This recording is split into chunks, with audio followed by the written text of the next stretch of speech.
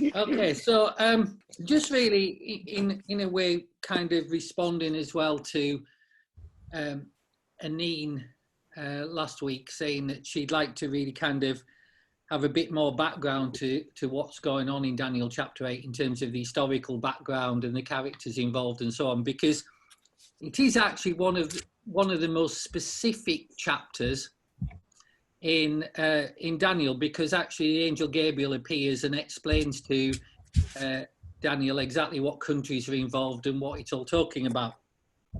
So let's start at chapter 8, verse 1. In the third year of the reign of King Belshazzar, a vision appeared to me. That's to me, Daniel. I think that's cool. I think that's his little personal. It appeared to me, Daniel. Yay! After one that appeared to me the first time. I saw in the vision, and it so happened while I was looking, that I was in Shushan, the citadel, which is in the province of Elam, and I saw in the vision that I was by the river Ulai. Then I lifted my eyes and saw there, standing beside the river, was a ram which had 2 horns, and the 2 horns were high. But one was higher than the other, and the higher one came up last. I saw the ram pushing westward, northward, and southward, so that no animal could withstand him, nor was there any that could deliver from his hand. But he did according to his will and became great. Okay, so there's quite a lot in there. We won't immediately go to the explanation. I'll just fill you in as we go along. The amazing thing about this prophecy is that Daniel is writing this at the time just after the death of Nebuchadnezzar, when Belshazzar is the king in Babylon. The Babylonian Empire is dominant in that part of the earth, and these events that he's about to see take place over the next 400 years, and they take place with quite startling accuracy. But what we'll find out is that they are also shadows or types of what will happen right at the end. And there's actually 2 shadows in this we're going to see, one of which is concerning the Greek Empire, and the other one is around a character called Antiochus Epiphanes, or if you're northern like me, it's Antiochus Epiphanes, but he's Antiochus. And the first amazing thing about this vision is that at this time, the capital of the empire is actually Babylon itself. But the vision takes you to another place called Shushan. And some of you will just have a city of Susa in your translations. That move there from him being in Babylon and getting taken to this new city called Susa is actually very significant, because Susa or Shushan becomes the capital of the Persian Empire almost 100 years after Daniel's died. So in this vision, he's taken to the next center of power. And that's where the ruler of the Persian Empire, the Emperor Xerxes, built his palace in this place called Shushan. And what's happening here, what that's describing, is a move of power from Babylon to Susa. And what he says is that this is the citadel, which is in the province of Elam. That word citadel is actually a Hebrew word, Bira, B-I-Y-R-A-H, and it means capital or fortress. So when it says citadel, it's not talking about some sort of central castle or anything. It's actually talking about that as the capital, the fortified capital of this place. And that place is quite famous biblically. Some of you probably know this, but this is actually, that place Shushan is where the events of the book of Esther take place. And it's also where Nehemiah was, where he served as a cupbearer. And both of those events are kind of 100+ years after this vision. And so we get this vision, and this ram appears. Now, the ram, although Daniel wouldn't know that at this time, was actually the symbol adopted by the Medo-Persian Empire. So, so it's quite interesting that God gives him this visually, and actually, in fact, when the Medo-Persian Empire rises, its symbol becomes the ram. And in verse 20 of this chapter, when Gabriel explains this, he says, "The ram which you saw, having the two horns, they are the kings of Media and Persia." Now, that doesn't seem a lot to us because we're looking back, but that would have blown Daniel's mind at that time, because he's gone, but Babylon's this enormously powerful empire. And you're telling me that the Medes and the Persians are going to rule. And that's kind of how Gabriel explains this. So Babylon's still the center of the world at that time. Now, there's some other things kind of associated with this. When the Medes and the Persian Empire rise, just to illustrate the accuracy of biblical prophecy. Because about, I guess, 150 years before Daniel, there was another prophet, famous prophet, goes by the name of Isaiah. And Isaiah was given by God to look ahead to a future king, ruler of the Median Persian Empire, who would release Israel from captivity and send them back to rebuild the temple. And in Isaiah chapter 4, you have this amazing statement. Isaiah 44, verse 28.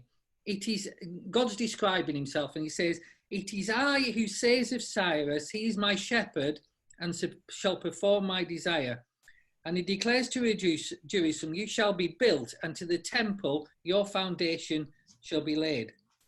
Then into chapter 45. "Thus the Lord, says the Lord to Cyrus, his anointed, whose right hand I have held, to subdue the nations before him, to loosen the loins of kings, to open doors before him, so that the gates will not be shut. I will go before you and make the crooked places straight, break in pieces the gates of bronze and shatter the bars of iron.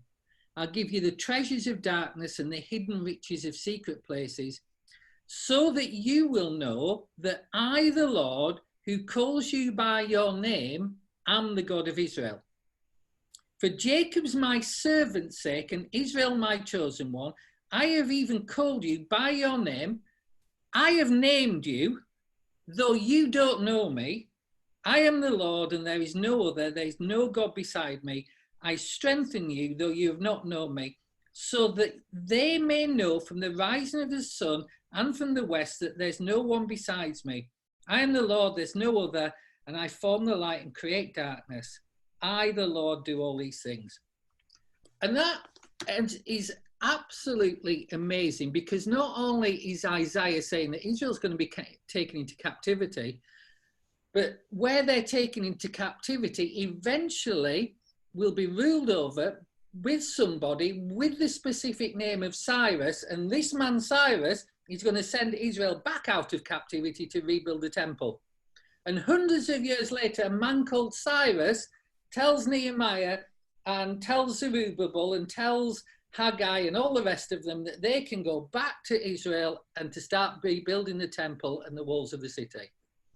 And it's just absolutely incredible how you see that God is able to do this and to give these kind of things to his prophets.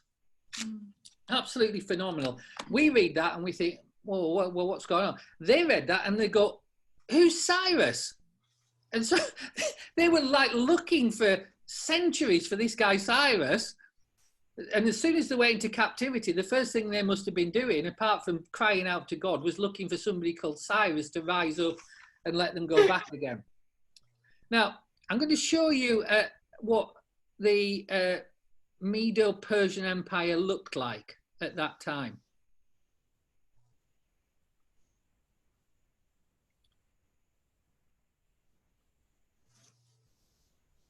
Okay.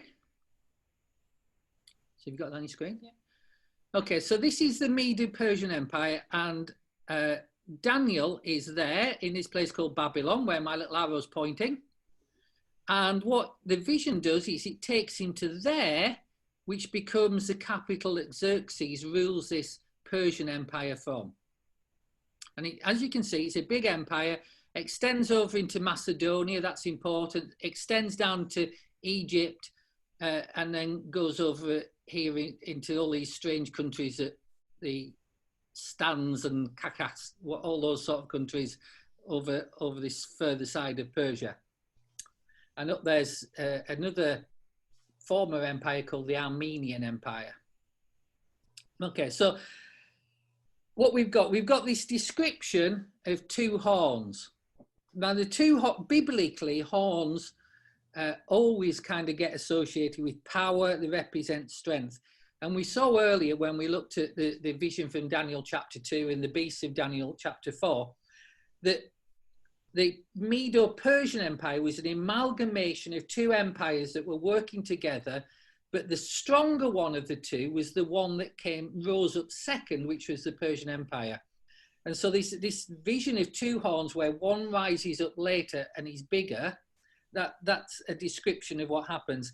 And it says that I saw the ram pushing westward, northward and southward, so that no animal could withstand him, nor was there any that could deliver from his hand, but he did according to his will, and he became great.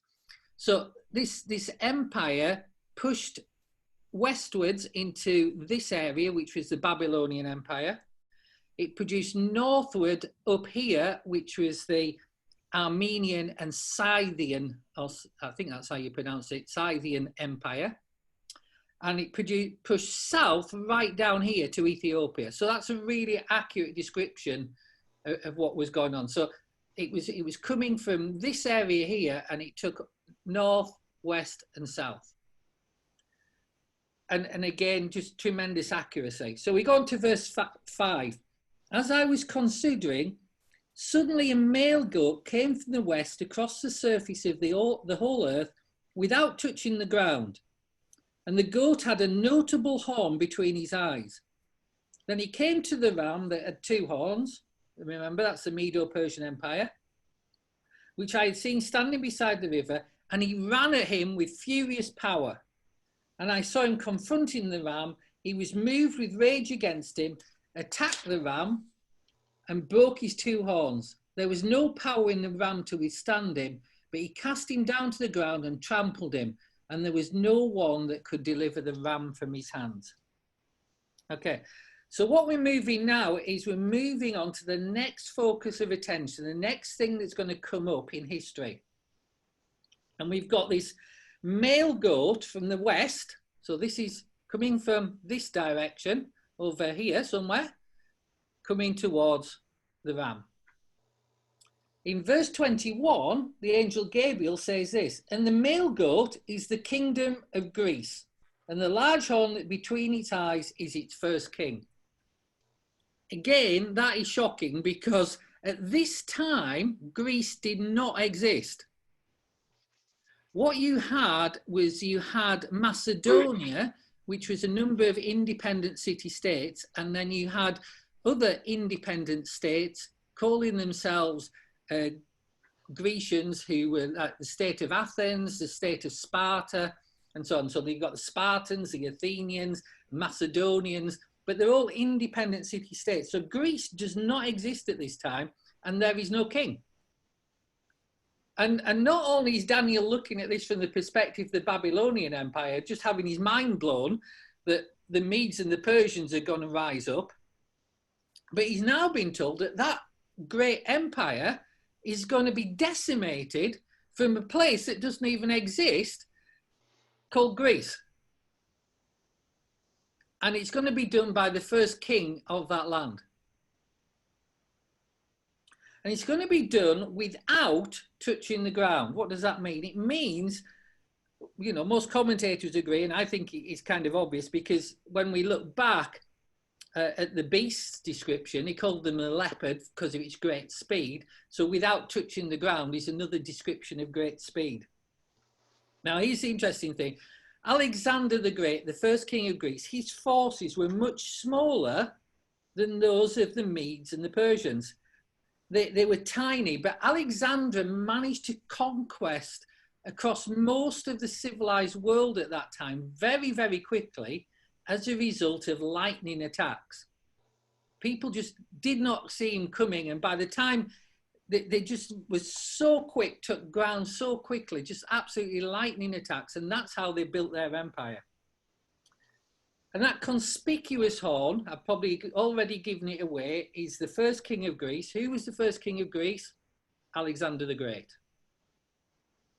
So here's a little bit of history, just to, I'll stop sharing now because I guess you kind of absorbed the map. This is the area you want to be looking at, up on the top left corner, Macedonia. Okay, should have me back now? Yeah. Excellent. Okay, so we've got this. So let me give you an explanation here and why this is extraordinary. We already ascertained that the goat, the ram, was the symbol that was used by the Medes and Persians. Again, Daniel wouldn't know that. Even more astounding is the fact that the symbol of Alexander the Great, because it was the symbol of the Macedonians. Alexander the Great was a Macedonian. Was what? The goat. So, and it was the goat because the first king of Macedonia followed a herd of goats to a place called Aegea, which means goat city, which became the capital of Macedonia at that time. And that's where Alexander the Great comes from. And when Alexander the Great was 13, because he came off a rich family, he was sent as a pupil for tutelage under a man who we've all heard of called Aristotle. Everybody heard of Aristotle? Mm-hmm. I didn't know this till I started researching this, but Aristotle had some pretty weird views. And they affected Alexander the Great really deeply. Because basically, let me explain to you. These were things that Aristotle taught Alexander the Great as fundamental principles of somebody who was to be a leader. Firstly, that slavery was natural. Secondly, all non-Macedonians were destined to be slaves by nature. And thirdly, Aristotle taught that Greece would rise and rule over all of the nations. And Alexander, as a young man of 13, absorbed all that and said, that's me. That's what I'm going to do. And when he came to the throne, he overran all those independent Greek city-states and formed the nation of Greece. And that was in 336 BC. So that's around about 200 plus years after Daniel has this vision, describing what's going to happen. Now, before that, from the time that the Medo-Persian Empire started, right through to, the late 400s BC, the Medes and the Persians on multiple times had tried to invade Macedonia, and they caused massive destruction. That's epitomized in history with some famous battles. The Battle of Marathon was between the Macedonians and the Medes and Persians, and so was the Battle of Salamis. And just before Alexander united everything, there was multiple wars that was all involving the Medes and Persians, but also the independent states who allied themselves at various times with the Medes and Persians. So you have something some of you might have heard of called the Peloponnesian War. And that's the war between Athens and Sparta as city-states. Sparta beat Athens, but both sides were so exhausted and so decimated that it allowed the Medes and Persians to come in and create great devastation. So that's where we get this phrase, a Pyrrhic victory, from. That they basically, the Spartans beat the Athenians, but they were so battered both sides that there was nobody left just to actually enjoy the victory. So they got overruled. So Alexander comes to the throne in 336 BC. He doesn't waste any time. In 334 BC, he attacks Persia, having united the Greek state. So it takes him 2 years to unite Greece. And the first thing he does, he attacks the Medo-Persian Empire. And what we can tell from historical records is that he was absolutely ruthless. In Thebes, he handed over the entire city for wholesale butchery, and anybody who managed to survive or fled, if they were then captured, they were sold into slavery. And he did that with the entire city. Why did he do that? Well, verse 6 and 7. Let me go back. Yeah, chapter 8. Which I had seen standing beside the river, so this is a ram, and ran at him with furious power, and I saw him confronting the ram. He was moved with rage against him and attacked the ram.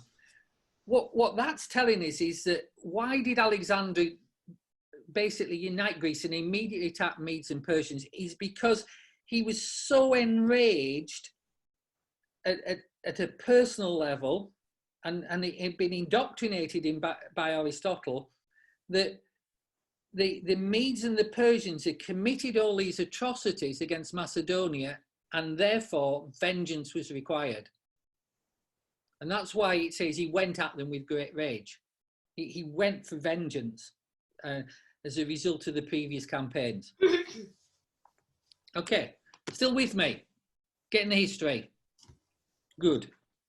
Okay, let's go to verse 8. Therefore the male goat grew very great, and when he became strong, the large horn was broken, and in place of it 4 notable ones came up towards the 4 winds of heaven. This is absolutely stunning. Remember that horn is Alexander the Great. The male goat is Greece. The horn is Alexander the Great. And what does it say he did? It says, the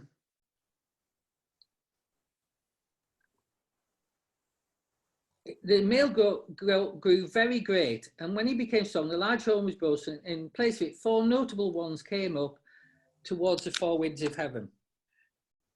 When it says he became very great, some of you probably have in your translations, particularly older ones, saying he magnified himself. That's actually a better translation. He magnified himself. He enlarged, and that can mean 2 things. It can mean he enlarged his kingdom by rapid conquest, but the more common interpretation of those words, and the more likely one in this case, is that he grew in arrogance. He believed he was great, and he didn't understand that dominion had been given to him by God, allowing the empire of the Medes and Persians to fall and allowing his to rise, which Daniel chapter 7 told us about when it was introducing these beasts. So he thought it was all him, and he became tremendously arrogant. But the reality was that God was allowing nations to rise and fall. Mm. And apparently, this is from historical records rather than the Bible, but historians at the time said he once boasted that his exploits had meant that there were no more worlds to conquer. And having done that, having made that declaration about himself, he then declared himself to be directly descended from the god Zeus. So this young man has issues. Great conqueror that he is, he's got issues. But as soon as, basically the peak of his might, having just achieved this amazing pinnacle, Alexander the Great at the age of 32 collapsed and died. Now, it's very difficult to know exactly what was going on, because there are a number of different versions in the historical records, but the most likely explanation is it was a mixture of exhaustion, in that he'd overstretched himself. He was known to abuse alcohol, so there's a kind of idea that it was basically liver failure because he was a chronic alcoholic. And the kind of last idea was because that much of the end of his campaigns had been by pushing down into India. Some historians think that he probably caught typhoid and died of that, but it's one of those explanations. But basically, this is a very tormented, mixed up person who is full of his own arrogance and sees everybody as less than him and to be conquered and ruled over. Alexander the Great, he, just a bit more history, when they were bringing him back from that region down near India, his funeral cart was met in Syria by one of his generals, because they'd originally planned to take him back to Macedonia, where he came from. And this general, Ptolemy, basically took control of the funeral cart, took control of the body, because Ptolemy was one of Alexander's generals, and he kind of governed the area at the south of the empire down in Egypt. So he basically hijacks Alexander's body on this cart and hauls it off down to Egypt. And Alexander, instead of getting buried in Macedonia, gets buried in Egypt, in a place called Alexandria. And they've actually lost the location of his body hundreds and hundreds of years ago, probably thousands. But the general consensus is that on top of where Alexander's tomb is, there is actually what a really early Christian church built on top of Alexander's tomb, which kind of shows him who's Lord. So what can we say about Alexander? Well, the thing that I think is really interesting to see here and important is this vision by Daniel contains lots of prototypes of the Antichrist. The Antichrist isn't anything new, he's just the culmination of what's built in human nature. A human nature full of itself and self-reliance instead of dependent and trusting and loving God.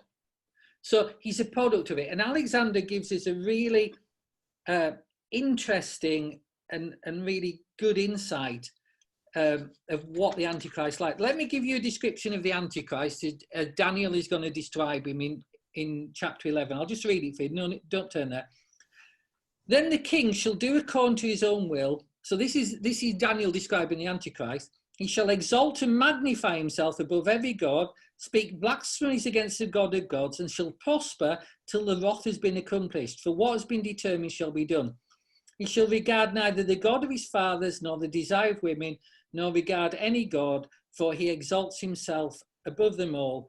But in their place he shall honour a God of fortresses, a God which his fathers did not know. He shall honour with gold and silver, with precious stones and pleasant things.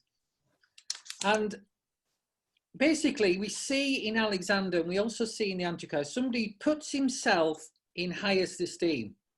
So he puts himself as Lord of things, and that's a position that only belongs to God. He magnifies himself.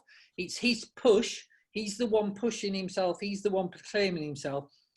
And like Alexander, the Antichrist gets cut down at the peak of his power. And so it's just really interesting how you see these patterns right through. Just on passing on that, one of the things that I read in that description, so you might have come across this, but I'll point it out. That description of the Antichrist says that he shall regard neither the God of his fathers, nor the desire of women, nor regard any God, for he shall exalt himself above them all.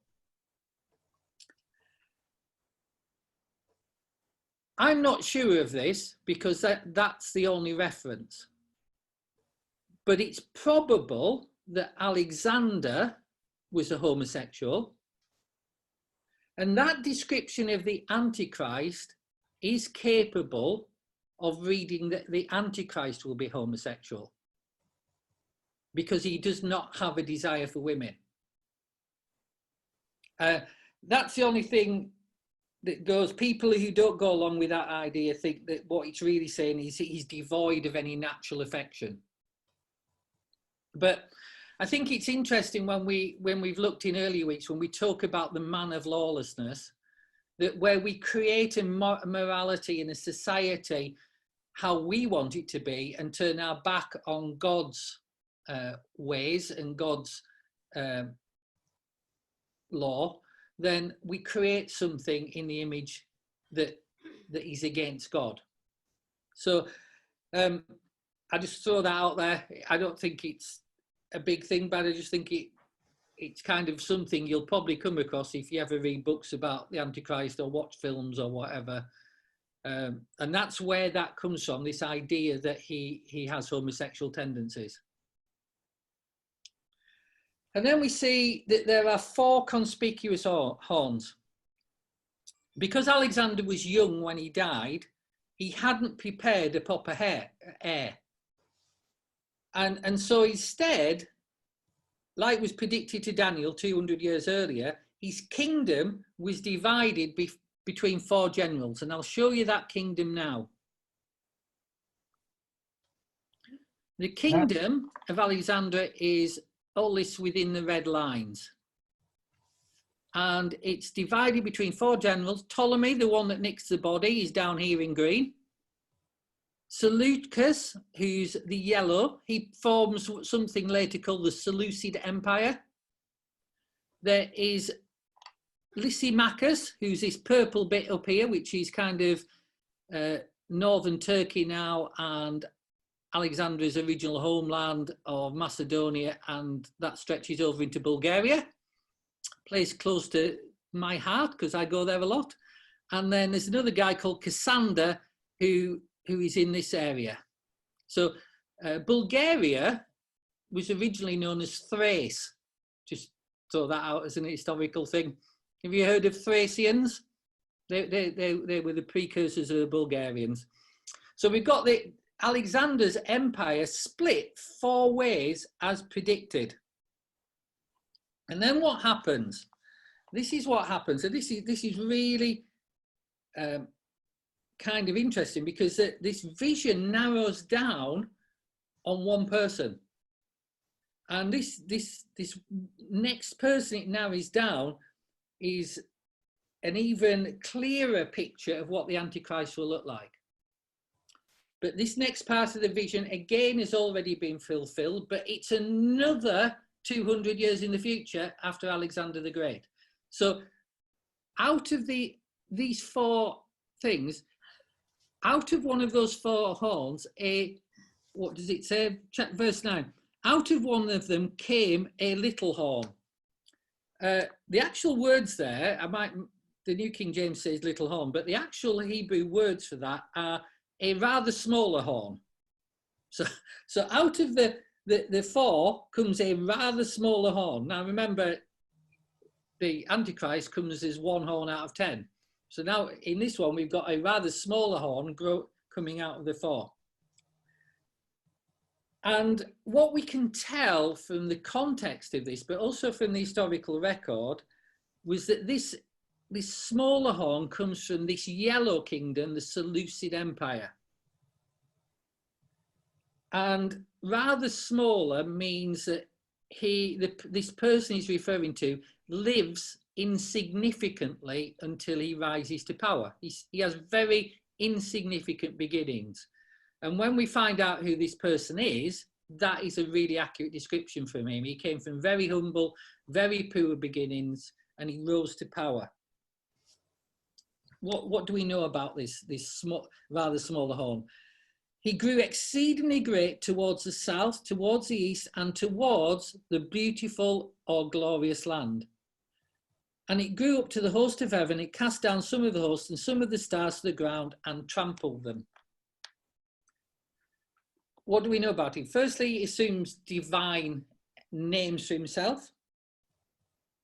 What we're going to describe here is something that you might have heard of from your Bibles, but we don't actually have in our Bibles, or the Catholic have in them. There's books in the Apocrypha that relate to the period after the prophets, but before Jesus arrives. There's a 400-year period where there's no prophets. And in that time, Israel had a very prominent group called the Maccabees. And this prophecy is fulfilled in the time of the Maccabees. And basically, this guy, and I'll give you his name now, he's called Antiochus Epiphanes, or northern again, as I said, Antiochus Epiphanes. What can I tell? This is what the book of Maccabees says. Well, no, let me give you a bit more first, because this kind of give you a bit more background. Out of one of them came a little horn which grew exceedingly great towards the south, towards the east, and before the glorious land. And it grew up to the host of heaven, and it cast down some of the host and some of the stars to the ground and trampled them. He even exalted himself as high as the prince of the host, and by him the daily sacrifice was taken away, and the place of his sanctuary was cast down because of transgression. That's the transgression of the Jews. An army was given over to the horn to oppose the daily sacrifices, and he cast truth down to the ground. He did all this and prospered. So, first thing to say, these hosts and stars, they are not angelic beings, because angelic beings don't get trampled by an earthly king. When it's talking about the host and the stars, they are the way that the Israel, or the 12 tribes of Israel, are often referred to in the Old Testament, the hosts and the stars. I'm sure you all know the familiar reference, which is that, you know, God takes Abraham out, gets him to look up to the skies, and he says, as many of the stars in the sky, so will be your descendants. But the really clear reference is in Genesis 37, verse 9, where Joseph has this dream about how he's going to be great and the others are going to bow down to him. And he initially has a dream of sheaves of wheat bowing down to him. But then he has a second dream where there's 11 stars bow down to the great star, which is him. And so this is actually talking about the Jews. And what the historical record shows, that basically when Antiochus Epiphanes went into the beautiful land, or the pleasant land, which is Israel, they abandoned the covenant that they had with God because they were motivated by Antiochus, and anybody who didn't abandon that covenant was slaughtered. That's what verse 13 says, the host is trampled underfoot. Okay, so what can I tell you about this? Well, what I can tell you is, again, he is a prototype, a pre-type of the Antichrist. And he's described in those verses. Let me quote from the book of Maccabees that tells you what this is a historical record that's contained in the Apocrypha about what actually happened. So I'll send you this slide, I'll send you out, but it's basically showing you why this isn't referring to the Antichrist directly, that it is Antiochus Epiphanes, because there's so many differences between what he said about the Antichrist in Daniel 7 and what Daniel 8 is saying about this character. And so this is what we know about him. Then the king, so this is from Maccabees, the rather small horn, I've inserted that, wrote to his whole kingdom that all should be one people, each abandoning his particular customs. All the Gentiles conformed to the command of the king, and many Israelites were in favour of his religion. They sacrificed to idols and profaned the Sabbath. The king sent messengers with letters to Jerusalem, to cities of Judah, ordering them to follow the customs foreign to their land, to prohibit holocausts. That's a word we've adopted. At that time, what it means is whole burnt offerings, to prohibit whole burnt offerings, sacrifices and libations in the sanctuary, to profane the Sabbath and feast days, to desecrate the sanctuary and the sacred ministers, to build pagan altars and temples and shrines, to sacrifice swine and unclean animals, to leave their sons uncircumcised, to let themselves be defiled with every kind of impurity and abomination, so that they might forget the law and change all their observances. Whoever refused to act according to the command of the king should be put to death. Such were the orders he published throughout his kingdom. He appointed inspectors over all the people, and he ordered the cities of Judah to offer sacrifices, each city in turn. That's to idols. Many of the people, those who abandoned the Lord, joined them and committed evil in the land. Israel was driven into hiding. That's those who wouldn't capitulate and escaped, being slaughtered, wherever places of refuge could be found. On the 15th day, on the month of Chislev, in the year 100, and I can't actually see it because it's behind a little thing, 145, the king Antiochus erected, this is in the book of Maccabee, the horrible abomination upon the altar of holocausts. And in the surrounding cities of Judah, they built pagan altars. They burnt incense in the doors of houses in the streets. Any scroll of the law which they found, they tore up and burnt. Whoever was found with the scroll of the covenant, whoever observed the law, was condemned to death by royal decree. So they used their power against Israel, against those who were caught each month in the cities. On the 25th day of each month, they sacrificed on the altar erected over the altar of holocausts. Women who had had their children circumcised were put to death in keeping with the decree, with the babies hung from their necks. Their families also, and those who'd circumcised them, were killed. But many in Israel were determined and resolved in their hearts not to eat anything unclean. They preferred to die rather than to be defiled with unclean food or to profane the holy covenant, and they did die. Terrible affliction was on Israel. He's not a nice guy. This is the precursor of the Antichrist. More to the point, that description there, that is absolutely horrifying for the Jews. If you were a Jew living there, that is everything that is evil around you. Everything that is sickening. It must have been just absolutely, I don't know, soul destroying for the people who were there seeing that was happening in the temple. That happened, that desecration of the temple happened on December the 15th, 168 BC.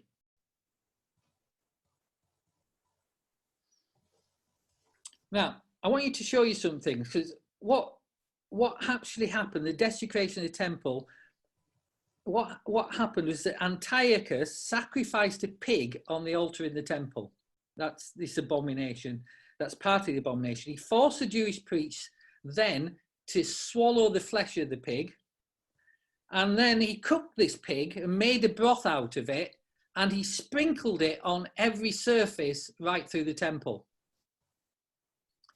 And then he carried off all the golden candlesticks, the showbread, the incense, destroyed the golden books, and he erected a statue of Zeus in the Holy of Holies.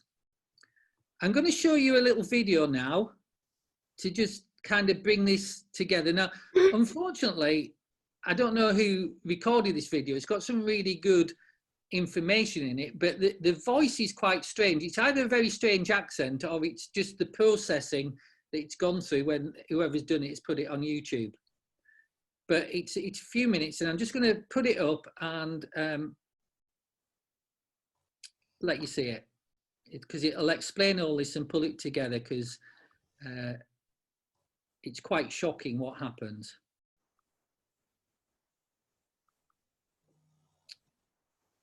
Got it? Yeah. This happened during the reign of Seleucid kings. The Antiochus Epiphanes ordered the attack on Judea and Jerusalem. He ordered his soldiers to cut down without mercy those whom they met and to slay those who took refuge in their houses. There was a massacre of young and old, a killing of women and children, a slaughter of virgins and infants. In the space of 3 days, 80,000 were lost, 40,000 meeting a violent death, and the same number being sold into slavery. He also attempted to set up the Zeus idols to be worshipped in the Holy Temple of Jerusalem in 165 BC. As we know it, that the children of Israel uses Holy Temple and Jerusalem to worship God according to Moses' law. He stopped the practice of sacrifices, offerings, and replaced it with Hellenistic practice of idol worshipping. It was an abomination of desolation. Finally, a young Jewish hero stand up and set a revolt against the king. This young man is Maccabees. He documented all the events during Maccabean revolt in a very detail in the book of Maccabees.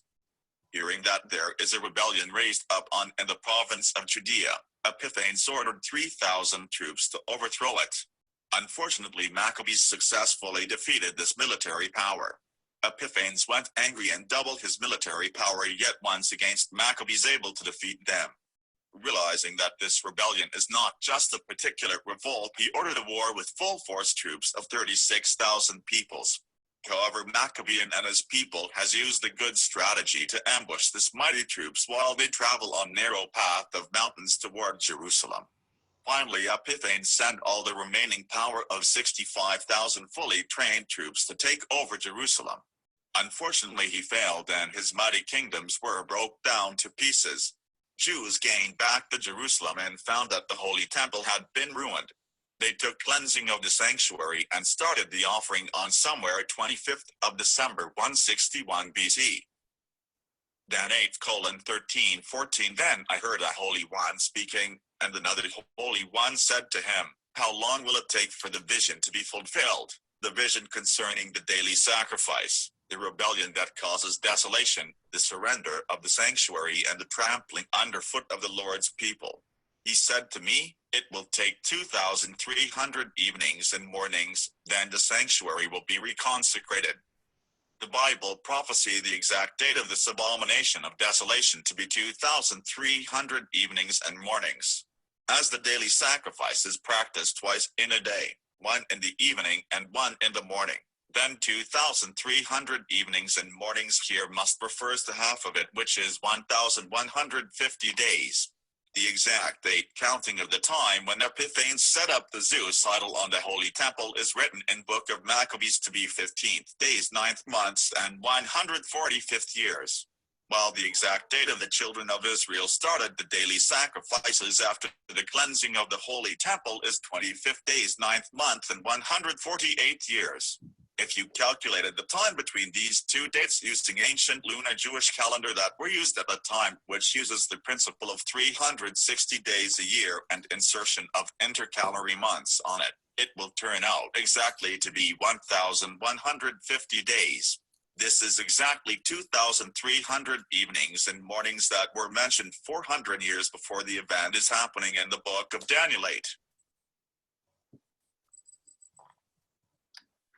Okay, so what he's saying there is that this 2,300 days is 2,300 mornings and evenings, which is what it says. Then I heard the Holy One speak, and another Holy One said to that certain one who was speaking, "How long will the vision be concerning the daily sacrifice and the transgression of desolation, the giving of both the sanctuary and the host to be trampled underfoot?" And he said to me, 2,300 more, well, it's translated in my Bible, it says days, but when I look at the note at the bottom, it says literally evenings and mornings. So that's why people get kind of confused here. 2,300 evenings and mornings, then the sanctuary shall be cleansed. And what he was saying in that is that it was actually 1,150 days between the desecration of the temple and when the Maccabees defeated Antiochus. His empire fell, the Seleucid Empire was pressed back, and he then disappeared out of history. And they were able to get back into the temple, and they thoroughly cleansed it and then restored the daily sacrifices. And so that has a really clear prophetic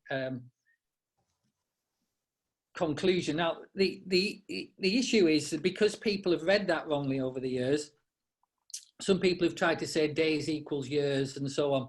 So somebody came along, I can't remember her name, but a long time ago, and said that what it meant was 2,300 years from the desecration of the temple, and therefore what was going to happen is Jesus was going to come back, I think in either 1843 or 1844, And of course he didn't.